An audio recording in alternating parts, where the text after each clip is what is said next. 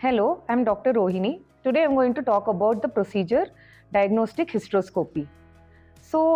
Basically what we do in the procedure is we insert a camera inside the uterus to see the inner lining of the uterus and also the cavity of the uterus. So what are the conditions or what are the indications for which this is done?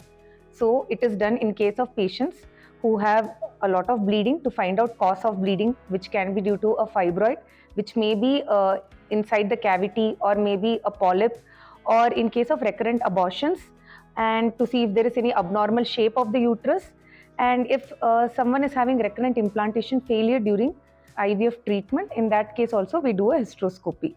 So now how is the procedure done? So first of all, the procedure is a daycare procedure. It is a minor procedure. So you are expected to come to the hospital in fasting condition. That is, you have to come empty stomach, and then you will be given slight sedation, and then this procedure is done. It usually takes hardly 5 to 10 minutes to do the procedure, and usually the instrument is attached to a camera, so the operating surgeon would be able to see directly what is happening inside the uterus on the camera, and even the pictures of the uterus and any abnormality which is noted can also be taken, and it will be handed over to you. After the procedure, you need a rest of around 1 or 2 hours. Once you are completely out of the sedation, you can have your food and you will be sent home.